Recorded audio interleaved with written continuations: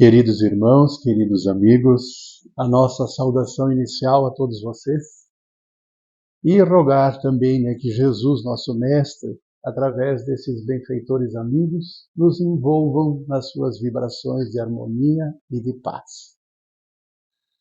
Inicialmente agradecer novamente aqui a Rosa, através da UME Caxias do Sul, a Tiziane aqui, da nossa casa, pela oportunidade do retorno, de estarmos novamente aqui dividindo com vocês, Rosa e Tiziane, essas informações tão belas, que nós todos temos recebido e estamos com certeza tentando colocar em prática nas nossas vidas, todo esse belo material que a doutrina nos coloca. Parabenizar a União Municipal Espírita de Caxias, pelo tema. Olha só que tema interessante, Pregue o Evangelho em todo o tempo. Se precisar, use palavras.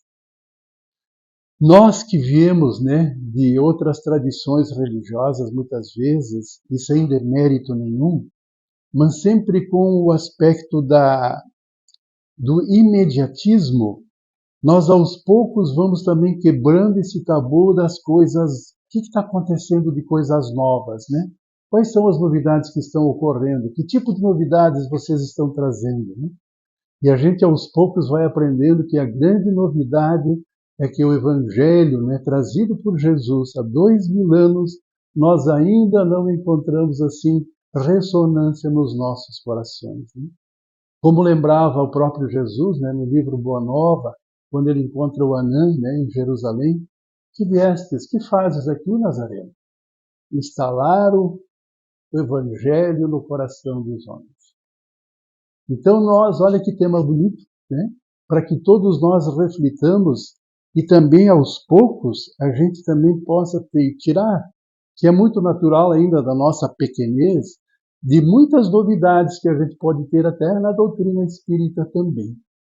Mas a grande novidade, nós poderíamos dizer, que é o nosso grande desafio de todos nós, instalarmos nos nossos corações o reino de Deus, através do Evangelho.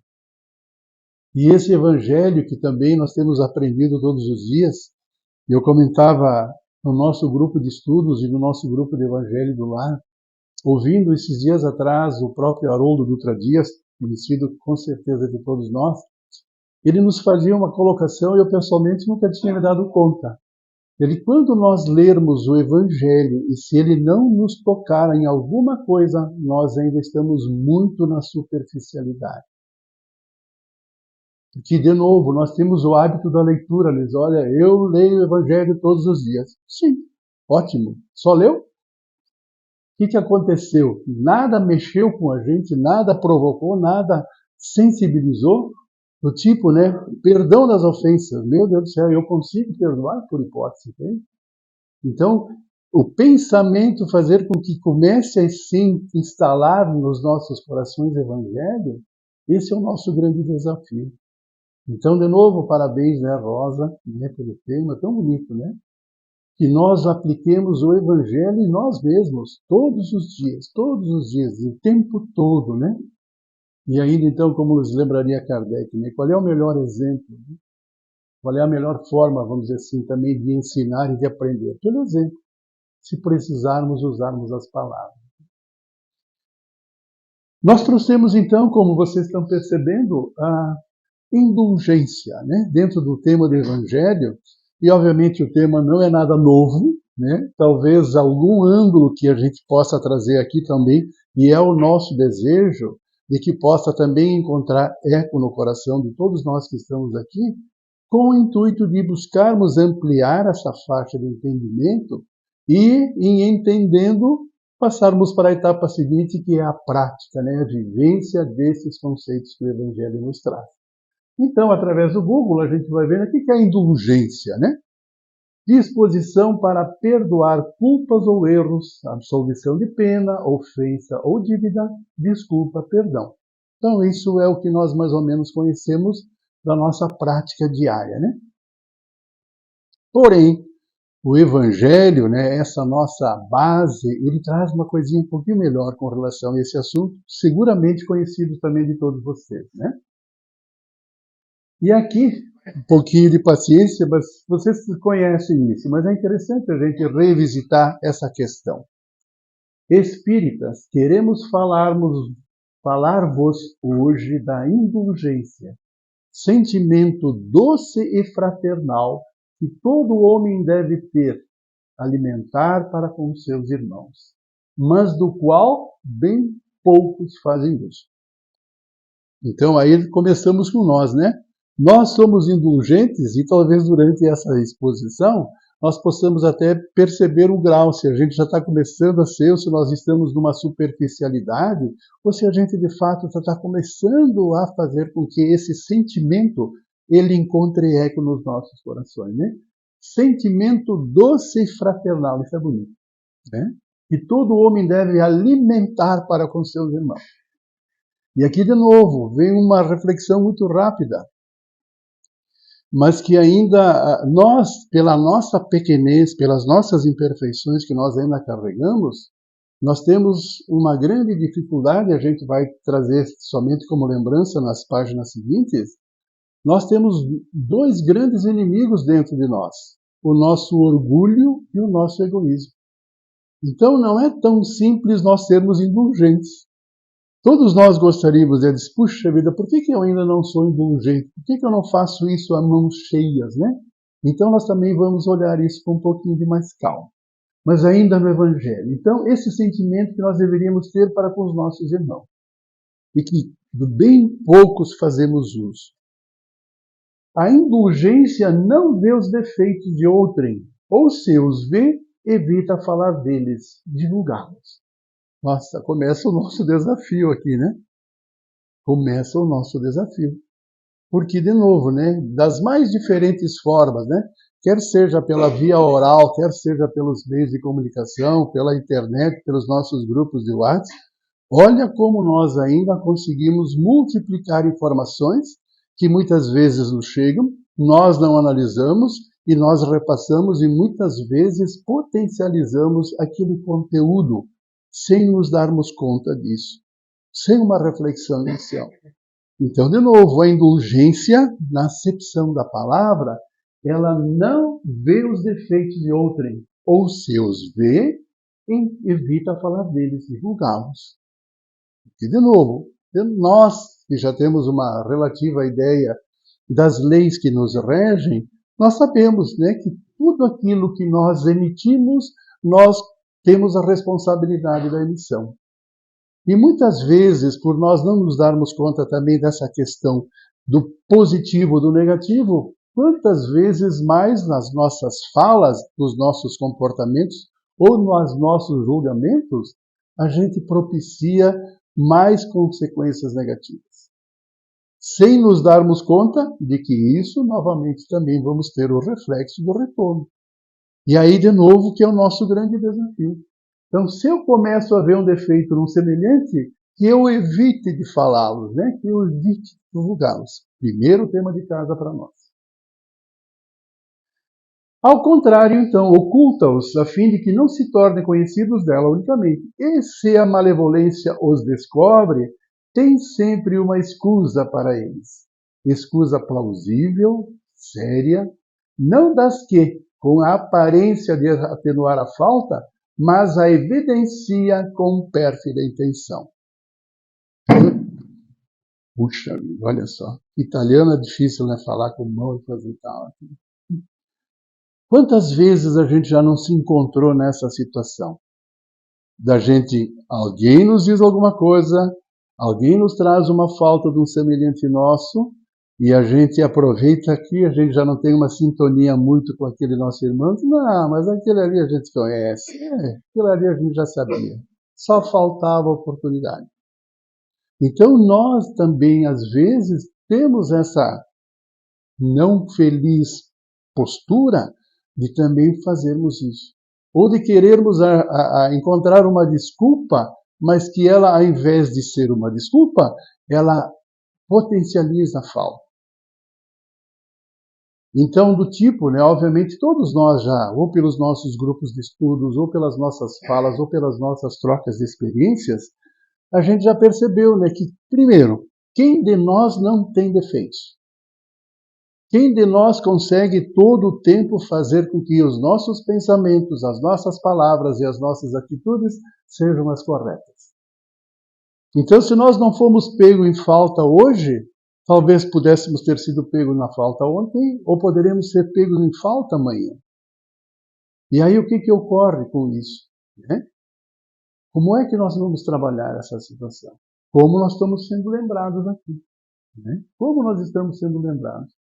Encontrar uma escusa. Então, alguém que, quando a gente recebe uma informação de que alguém, por N razões que não nos cabe o julgamento, mas que acabou cometendo uma falta. Óbvio que a gente não tem, e não é esse o propósito, de fechar os olhos e de não ver que o mal não exista. Mas sim reconhecer que houve uma falta, porém buscar encontrar uma forma de dizer, puxa vida, de fato, olha, aquela pessoa fez aquele ato, cometeu esse deslize, mas pelo que eu conheço, e aí entra essa parte da coisa séria, né? Uma escusa plausível para que a gente possa atenuar a falta. Ele fez isso, mas ele também já fez outras coisas que foram boas. Olha, parece-me que ele é um bom pai, ele parece-me que acompanha os filhos, ele é um bom funcionário. Encontrar algo que possa atenuar aquela falta que eventualmente foi conhecida, ou que foi trazida, né, para que ela pudesse ser divulgada. Então são questões que nós também podemos começar a ser esse agente, porque como regra geral, e aqui a gente fala de uma forma muito superficial e genérica, na maioria das vezes nós aproveitamos essa falta que o eventual irmão traga e nós potencializamos isso de novo. Então, ao invés de nós sermos um canal de suavizar, de flexibilizar a falta, que, de novo, todos nós cometemos falta, nós podemos ser esse elemento. Então, talvez o que nos falte é essa percepção de que a gente também pode ser esse elemento de auxílio. Então, de novo, o Evangelho nos lembra essas verdades. A indulgência jamais se ocupa com os maus atos de outrem, a menos que seja para prestar um serviço. Mas mesmo neste caso, tem o cuidado de os atenuar tanto quanto possível. E, de novo, aqui a gente está fazendo algumas leituras que quem está fazendo sou eu, da leitura que o Evangelho nos traz. É muito provável e possível que vocês também tenham as suas próprias leituras a respeito dessas frases. Né? Então, por exemplo, quando é que a gente teria a oportunidade de prestar um serviço? Quando alguém comete uma falta. Porque, de novo, né, nós temos uma experiência de vida, ninguém de nós gosta de ser advertido. Ou vocês gostam, ou nós gostamos de ser advertidos quando a gente é pego em falta. Não, né? Como regra geral, olha, você cuide da sua vida que eu cuido da minha. É a saída tradicional que a gente encontra, né? Mas quando é que a gente pode prestar um serviço? Normalmente, também, entre outros, é quando a gente tem a responsabilidade daquele ato ou daquela relação. Por exemplo, se eu sou pai, eu tenho um filho, o filho cometeu um ato, eu tenho o dever de fazer com que aquele ato ele seja trazido à tona, refletido e orientado. Fora disso, quando é que a gente pode prestar esse serviço? Via de regra, quando alguém solicita. Que quando alguém não solicita o serviço, é nós falarmos, entra num ouvido e sai no outro, como regra geral, né? Então, nós também podemos tirar proveito dessas oportunidades e, quando chamados ou quando responsáveis por uma situação de um determinado ato que nós possamos conhecer ou nos foi trazido, termos uma postura também sempre de conciliador. Como lembra logo no comecinho, né? Esse sentimento doce e fraternal da indulgência. A indulgência é uma coisa doce, uma coisa gostosa, uma coisa agradável. Sede, pois, severos para convosco, indulgentes para com os outros. E de novo, né, pessoal, nós temos esse hábito, ainda é muito da nossa natureza, né? Nós nos vitimizamos também, né, quando os outros fazem uma falta contra nós, aquela história, tu vê só como é que é nessas pessoas, aquela coisa toda. E nós não nos encontramos, nós não nos vemos quando somos nós quem faz a falta para o outro. Normalmente nós temos uma dificuldade muito grande, porque nós não admitimos de novo que nós estamos errados, ou que nós estamos incorretos numa postura ou numa situação. Pela nossa pequenez ainda, pelo nosso orgulho, pela nossa vaidade, pelo nosso egoísmo. Então nós temos dificuldade de descer do pedestal. Então por isso que eles estão nos sugerindo, pessoal, sede severos para convosco e indulgentes para com os outros. Então, se você tiver que ser, ou fazer um julgamento, ou você tiver que cuidar de alguém, cuide de você. Dos outros não tem problema, Deus cuida. Deus tem os seus próprios mecanismos de correção de rota. Não precisamos nós sermos os agentes, vamos dizer assim, e principalmente de uma forma negativa, desse julgamento, dessa postura, desse comentário, destas observações. Então, nós somos chamados a atenção para que nós sejamos severos para conosco e indulgentes para com os outros. E ainda lembra, então, esse nosso irmão, sede indulgentes, meus amigos, porque a indulgência atrai, acalma e ergue, ao passo que o rigor desanima, afasta e irrita. Essa mensagem, aqui são partes, tá, queridos irmãos, do nosso Evangelho, né? No capítulo 10, bem-aventurados os que são misericordiosos, no item 16, José, Espírito Protetor. Ele traz isso para nós, porque olha outra coisa que é bacana também, né? Quando nós conseguimos ser indulgentes, nós normalmente então já entramos nessa linha, né? Nós atraímos, nós acalmamos, nós erguemos, quando nós conseguimos usar a indulgência ao nosso favor. Ao passo que, ao contrário, quando nós usamos o rigor, e normalmente a falta de um outro, nós então desanimamos, afastamos e irritamos. Talvez vocês até possam concordar com isso, né? Mas quem de nós gosta de toda vez de estar sendo cutucado de vara curta, né? Você fez isso, você faz aquilo, você faz assim, você faz assado. Então, a indulgência, esse doce e fraternal sentimento, nós deveríamos fazer bem mais uso do que normalmente a gente faz. E claro, aqui novamente a gente fala de uma forma genérica, né? Que quiçá muitos de vocês já aplicam isso assim a mãos cheias, né? Vocês já estão conseguindo fazer. Que bom que todos nós possamos também estar fazendo, né? Muito correto. Então, isso para que nós não percamos de vista o que vem a ser essa indulgência e como é que nós podemos trabalhá-la e aproximá-la, então, do nosso dia a dia, dos nossos hábitos diários, né? Porque toda vez que a gente, de novo, usando até um pouquinho da experiência do Haroldo, né? Se eu leio uma página dessas e eu não me sinto tocado, eu não entendi nada daquilo que está sendo trazido. E ao passo que se algo me sensibiliza, porque eu começo e me identifico, que eu de fato às vezes sou eu quem traz uma falta para o conhecimento e de uma forma desairosa, de uma forma negativa. Então o contrário é verdadeiro. A indulgência, como ele nos lembra no final, como é bom quando a gente puder usar essa indulgência, né? Ela nos atrai, ela acalma e ela ergue. Ao passo que esse rigor, então, de novo, né, desanima, afasta e irrita. Sedes severos, né? Sejamos severos para conosco mesmos e indulgentes para com as faltas dos outros.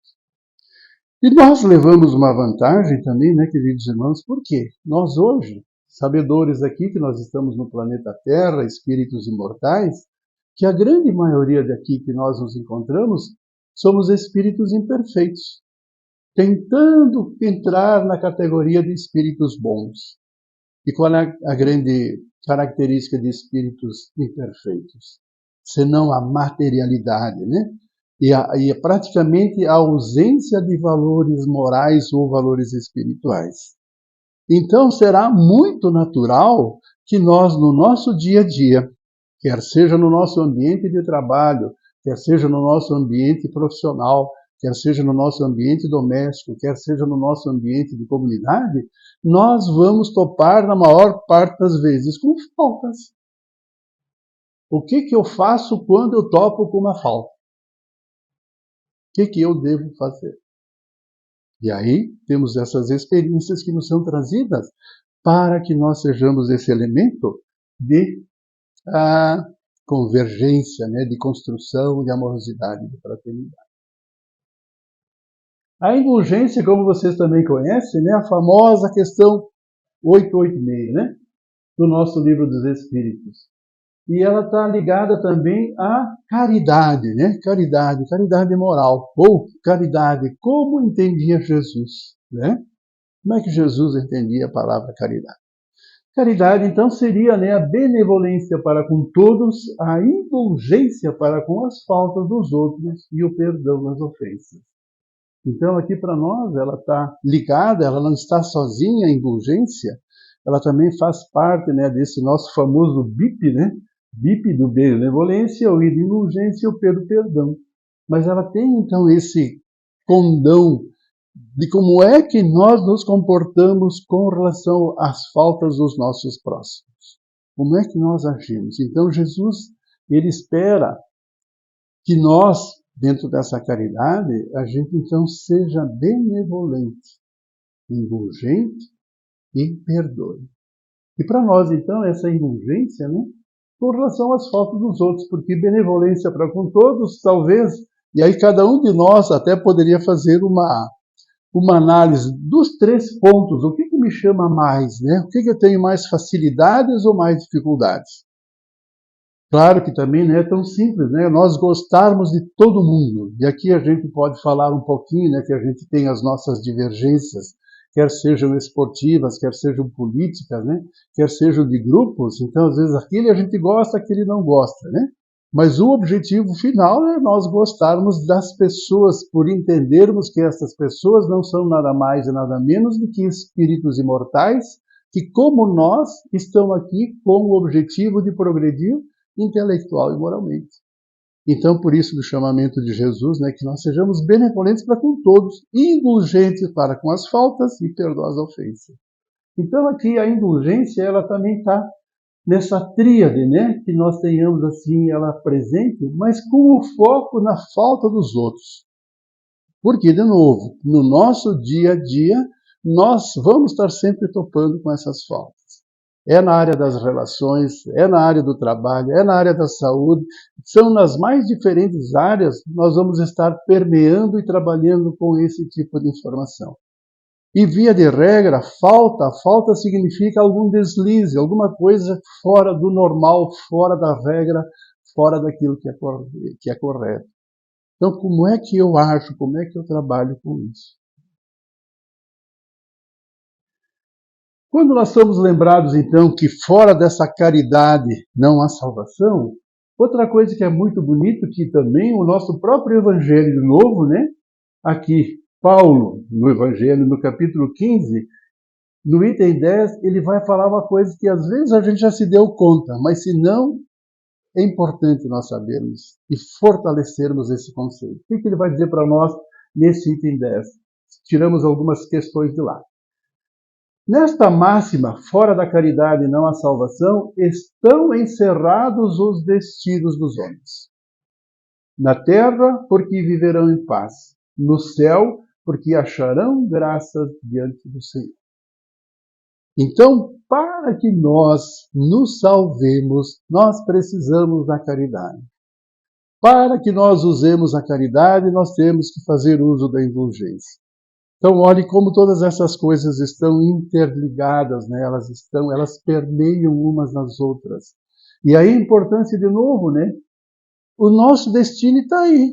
Então, se nós hoje, que aos poucos vamos nos dando conta também, que nós vamos desmistificando essa questão do imediatismo, né? Porque todos nós, antes da doutrina, possivelmente, a gente achava que nós só tivéssemos uma experiência e nessa experiência única nós teríamos que resolver todas as nossas questões. Hoje, com o conhecimento da doutrina, nós vamos percebendo então que nós somos seres imortais a caminho da perfeição. E que esse processo ele não se dá de chofre, de pronto. Ele é paulatino, ele é gradativo. E ele é uma conquista. Ele é vivência, não é só teoria. Então, por isso que não bastaria, em tese, só lermos todos os dias o nosso Evangelho. Mas além da leitura, da sua interpretação, da sua percepção, daquilo que de fato, como é que nós podemos nos ajustar a esse código de moral universal que Jesus nos trouxe. Então, o nosso grande desafio está aqui. Então, o nosso destino está aí.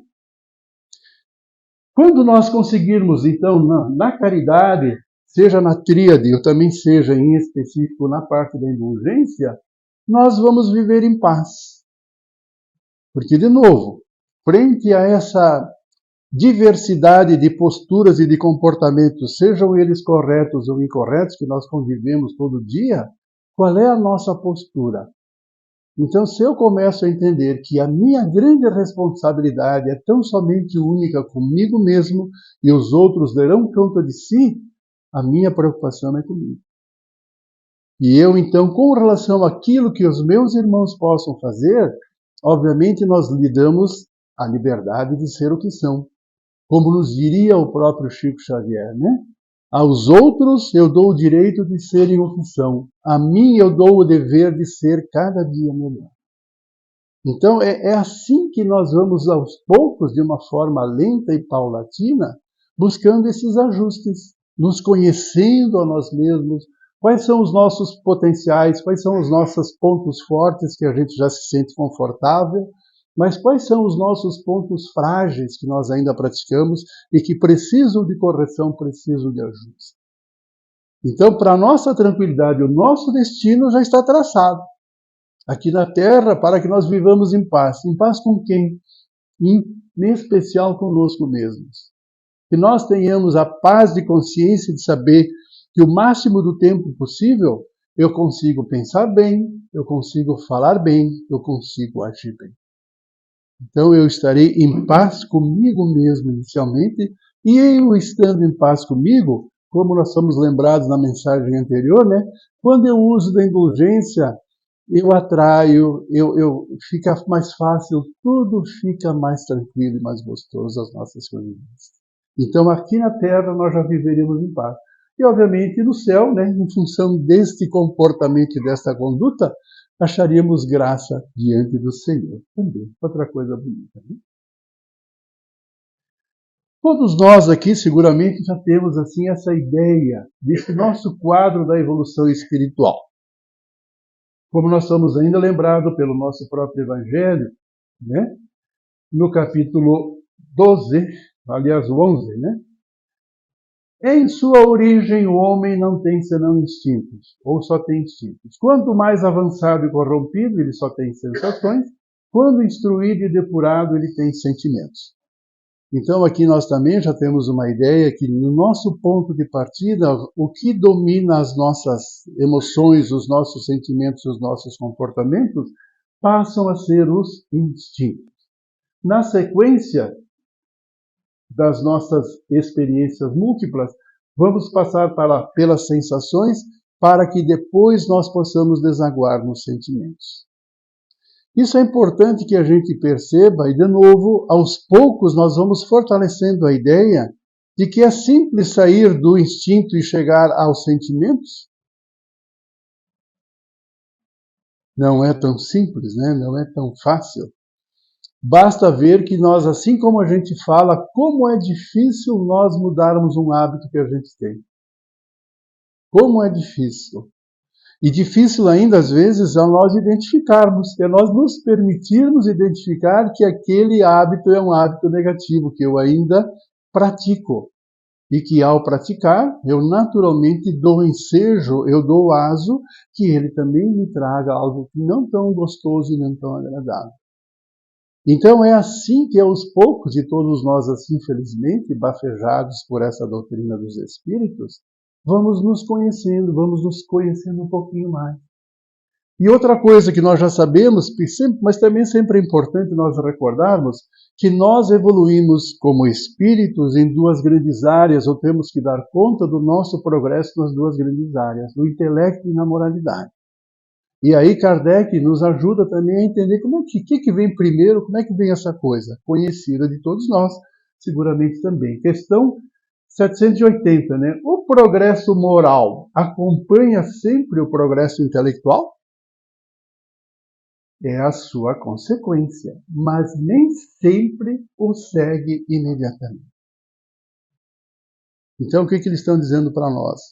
Que o nosso processo inicial, ele vai se dar pelo processo da intelectualidade, que, como somos lembrados também em outras reflexões, com o conhecimento do intelecto, nós avaliamos o potencial das nossas facilidades ou dificuldades dos nossos comportamentos.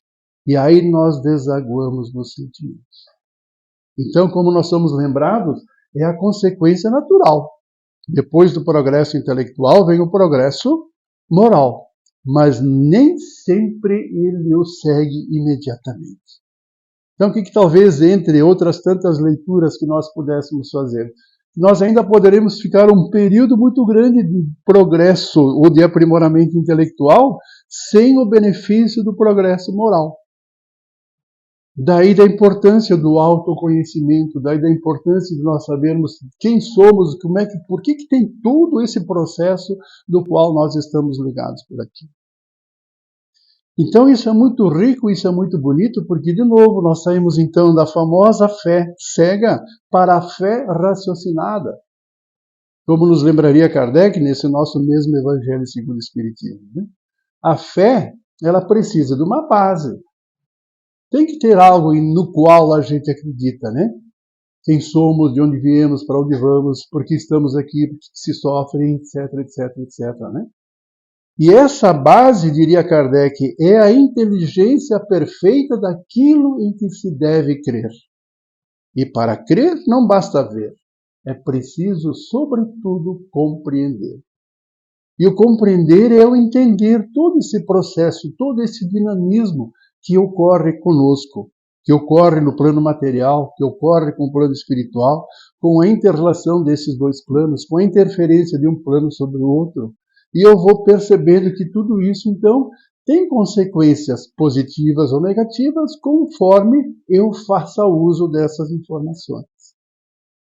Então, com esse quadro, é interessante que a gente diga, nós sairemos da animalidade, dos instintos, para um dia chegarmos à angelitude. Então, eliminaremos toda a nossa carga, eventualmente, dos instintos, passando pelas sensações, desaguando nos sentimentos. Começamos praticamente do zero, né, dos sentimentos lá, para aos poucos ganhando essa parte da moralidade, então fazendo com que nós substituamos a parte dos instintos e a parte das sensações. Vocês também já devem ter feito e lido nos grupos de estudos em especial, mas talvez em outras exposições também. Eu vou me lembrar agora aqui, Tina, né, do livro Na Evolução em Dois Mundos, onde André Luiz também fala de mais ou menos qual é a nossa idade hoje. Você já teria uma ideia de qual seria a nossa idade? Sideral, vamos chamar assim, né? Não a idade biológica que nós temos hoje. Por quê? Como todos nós já sabemos também, e de novo, né, por obra dessa bendita doutrina espírita, nós sabemos que o espírito se individualiza na fase humana, mas que esse princípio inteligente, ele estagia no mineral, ele estagia no vegetal, ele estagia no animal, para se individualizar no homem. Como somos lembrados também, né, pela própria obra de Leon Denis, do problema do ser, do destino e da dor, né? O espírito dorme no vegetal, sonha no animal e acorda no homem, também nos é dito, né?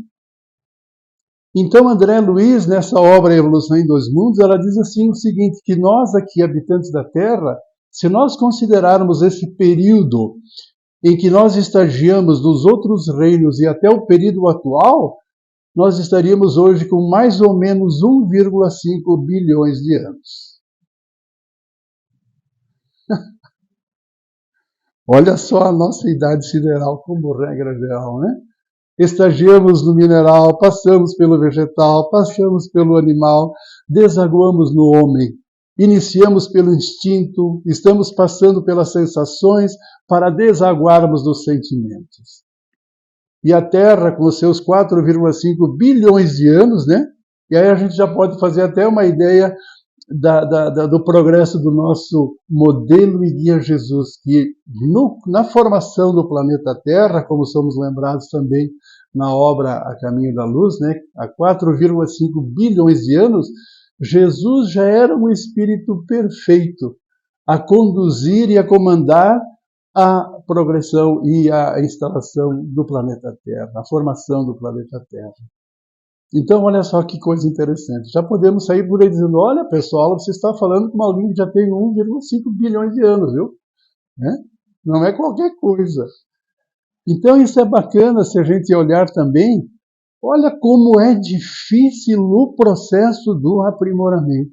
Como não é tão simples esse aspecto da gente trocar e substituir a comportamentos.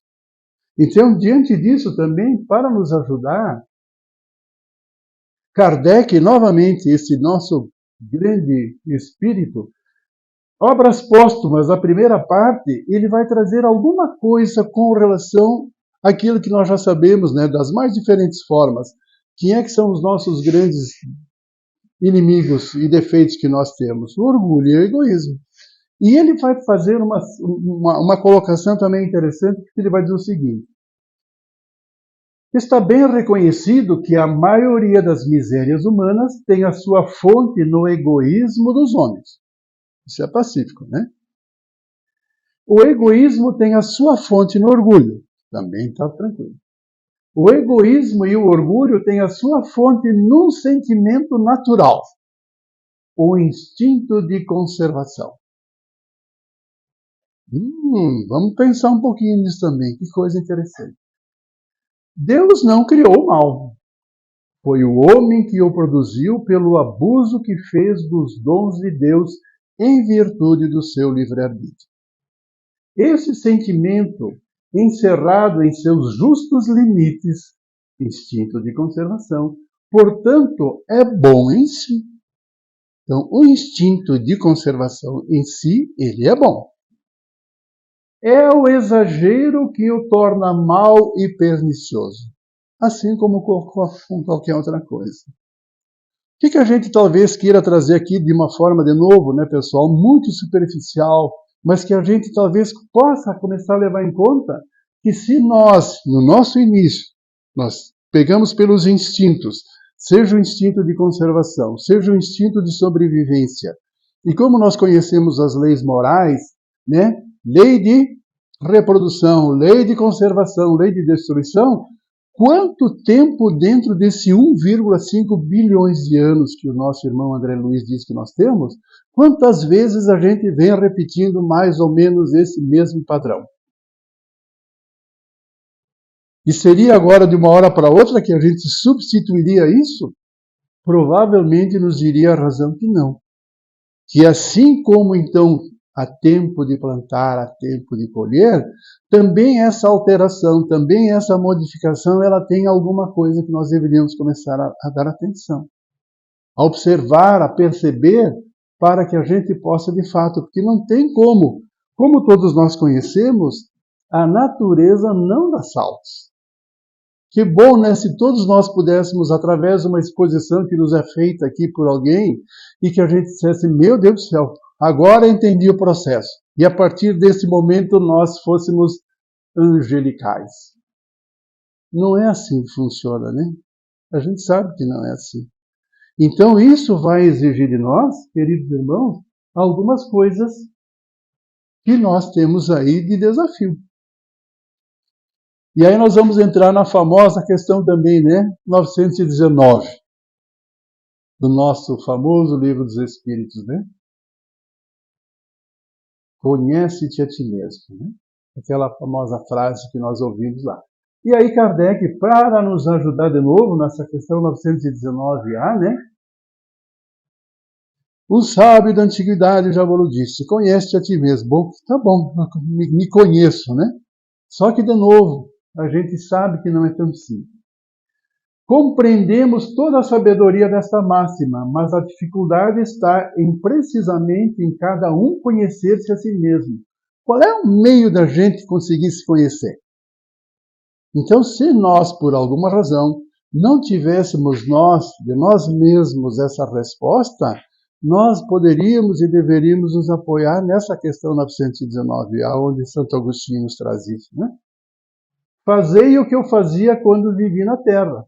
Ao fim do dia, interrogava a minha consciência, passava em revista o que havia feito e perguntava a mim mesmo se não faltara a algum dever. Se ninguém tivera motivo para se queixar de mim. Foi assim que cheguei a me conhecer e a ver o que em mim precisava de reforma. Então, o Santo Agostinho também deu estalo e virou Santo Agostinho? Óbvio que não, né? Então, como eles estão nos auxiliando novamente, né? Como é que a gente pode, mesmo que de uma forma lenta, mesmo que de uma forma paulatina, fazendo essa substituição dos nossos hábitos ainda não tão saudáveis por hábitos saudáveis? Hábitos não tão positivos para hábitos positivos. Como se nós já sabemos que a natureza não dá saltos. Então, a melhor fórmula que eu acho que nós poderíamos ter é essa, né? Porque todos os dias a gente precisa dar uma paradinha, né? E quem de nós, né, quando a gente se permite e que a nossa consciência também atue em nosso favor, né? Ou às vezes em nosso desfavor, né? Porque às vezes ela também nos cobra, né? Mas como é bonito quando nós, no final do dia, passássemos em revista, então, as nossas ações e os nossos comportamentos. E, de novo, aqui sem nenhum demérito, não adianta nós querer tapar o sol com a peneira. Nós não somos anjos aí. Muitas vezes, durante o dia, nós pensamos mal, muitas vezes falamos mal, fazemos o mal, e, em especial, na questão da indulgência, de percebermos que o outro esteja em falta e como é que nós vamos nos posicionar frente à falta do nosso semelhante. Sabendo que hoje é ele que fez a falta, quem sabe amanhã sejamos nós. Como é que nós gostaríamos de ser medidos? Como é que nós gostaríamos de ser tratados quando seríamos nós pegos em falta e não o nosso semelhante? E é assim que aos poucos, então, nós vamos nos tornando suaves, fraternos, amigos, né? Não passando, obviamente, a mão com relação às faltas, mas respeitando aquele que as fez. E torcer para que não sejamos nós os faltosos, porque, de novo, não saireis daí enquanto não houverdes pago até o último centil.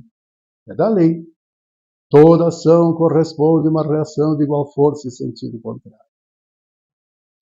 E é assim que, então, de novo, diante da bondade divina, né, e nos lembra aqui agora uma frase do Emmanuel, que é tão bonita também, e muito significativa e profunda, e seguramente, se não todos, a grande maioria de vocês conhece, que é a frase que ele diz que quando a justiça divina vem ao nosso encontro para o serviço do bem, aliás, quando a justiça divina vem ao nosso encontro para o acerto de contas e nos encontra no serviço do bem, manda a bondade divina que se suste a cobrança por tempo indeterminado.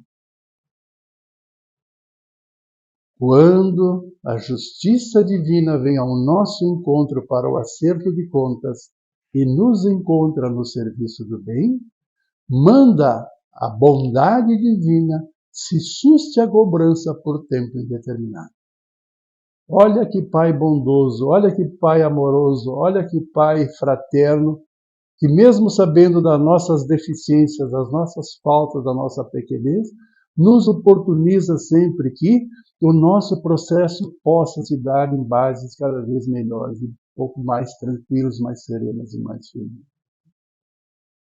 Então, usarmos essa ferramenta que Santo Agostinho nos permite, usarmos todos os dias. O que eu fiz de bom hoje que eu posso sorrir, que eu posso ficar contente e que a gente se sente bem? Nossa, obviamente terão coisas que nós fizemos, né? E o que eu fiz que não foi muito legal? Obviamente, de novo, essa conversa de nós para conosco é que vai nos indicar. Puxa vida, Não devia ter falado com a esposa daquela forma. Precisava ser tão turrão, tão seco. Poderia ser diferente. Puxa, mas com aquele meu subordinado, mas com aquele meu líder, a minha postura não foi a correta. Aquele meu ato, aquela minha atitude não foi muito correta, não foi muito lícita. Não é correto. Não é correto. Tá bom, chefe? Tomara que amanhã me encontre numa outra oportunidade de refazer esse mesmo processo e assim, aos poucos, eu sedimentar também essa questão. Então, nós temos, assim, uma oportunidade muito rica, muito bonita na nossa mão de fazermos, de novo, com base nessa fé raciocinada, né? Não mais do acreditar pelo acreditar, mas sim por que eu sei que isso me trará coisas boas. Aliás, talvez vocês também venham a concordar, e nós já temos uma ideia de que, de fato, ninguém de nós consegue mudar o outro, como regra geral, né? Nós não mudamos as pessoas nós por nós, né? Quando é que a gente muda? Obviamente, cada um de vocês também terão uma resposta para isso. Mas, via de regra, pela nossa pequenez ainda, nós precisamos de alguma vantagem, de algum benefício. Então, quando eu tenho a percepção, então, puxa vida, mas se eu mudar o meu comportamento para melhor, o meu benefício vai ser mais tranquilidade, mais paz de consciência, mais fraternidade. Só que, às vezes, de novo, pela nossa pequenez, nós estamos muito ligados ao imediatismo e à questão material. E como nós somos lembrados, entre outros possibilidades que a doutrina veio, entre outras coisas que ela veio para nos trazer, foi para que nós destruamos o conceito materialista, apenas do materialismo como si só. E que o materialismo existe, mas ele não é tudo. Ele é a parte de um processo. Porque enquanto eu só vejo o materialismo como o processo geral, todos os meus recursos, todas as minhas inteligências e tudo que eu tenho, eu utilizo somente para o material. E nós hoje, em tese, já teríamos passado por essa fase, já com o conhecimento da doutrina. Espíritos imortais, estamos aqui para o nosso progresso intelecto-moral, individual e coletivo. É óbvio que nós vamos dar bola, sim, para a questão material, mas não com todo o valor que nós talvez o demos de passar. Nós vamos atentar, nós vamos cuidar, nós vamos fazer, mas vamos abrir um espaço muito maior para que nós possamos não apenas estar em paz aqui na terra, mas conquistar as graças do Senhor quando nós estivermos no céu. E ainda mais quando nós hoje, também de uma forma mais esclarecida e mais aprofundada, já sabemos que o verdadeiro reino não é deste mundo. E que nós aqui somos passageiros, que nós estamos aqui para experimentar nessa oficina da vida os nossos reais valores que nós já oferimos ou estamos em busca. Tais quais a indulgência, a benevolência, a paciência, o perdão, a renúncia e outras coisas assim. Então aqui Santo Agostinho de novo, né, nos dá uma colher de chá, né, para que, se nós não tivéssemos uma forma de fazer essa nossa busca, essa nossa reforma, essa nossa autoiluminação, é uma dica que ele deixa para nós, para que a gente pudesse então, né? Foi assim que eu cheguei a me conhecer e a ver o que em mim precisava de reforma. Aos poucos, aos poucos, aos poucos.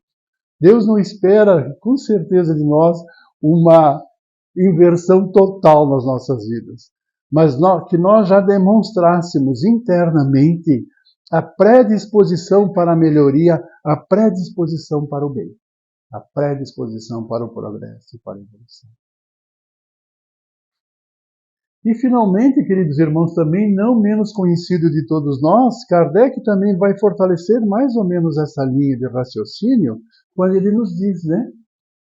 Reconhece-se o verdadeiro espírita pela sua transformação moral e pelos esforços que emprega para domar as suas inclinações.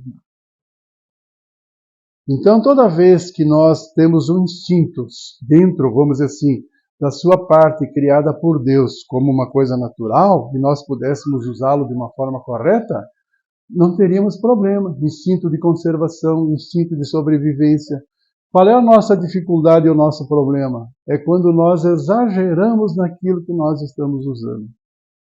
Via de regra, nós ainda fazemos isso de uma forma materialmente falando, excessos que nós já não precisaríamos mais ter nas nossas roupas, uma série de outras coisas de bens que nós ainda carregamos hoje, mas que nós não precisaríamos tanto e ainda assim a gente faz uma forcinha para ter mais.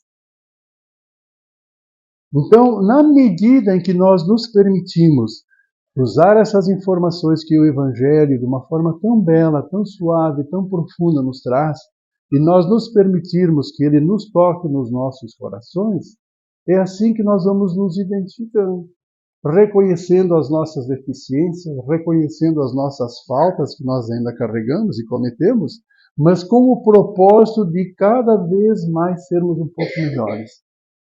Com a famosa frase que todos nós também já conhecemos, né?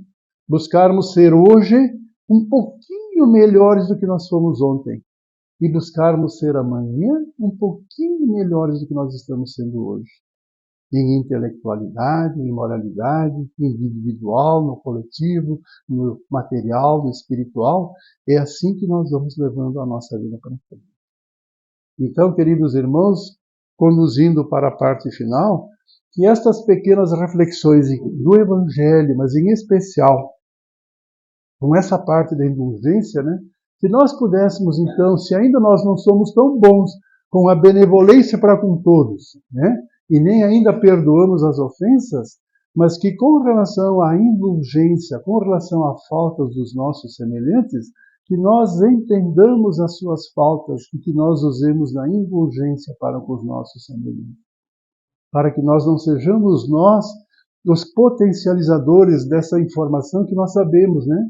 Depois que vaza a informação, depois que se fala, até puxar tudo de volta, quanto tempo se leva, né, para buscar alguma coisa assim? Então, que nós passemos a fazer o uso da indulgência ao nosso favor, fortalecendo assim as nossas forças morais, para que aos poucos nós possamos então ganhar essa musculatura e buscarmos então instalar de fato nos nossos corações o Evangelho de Deus.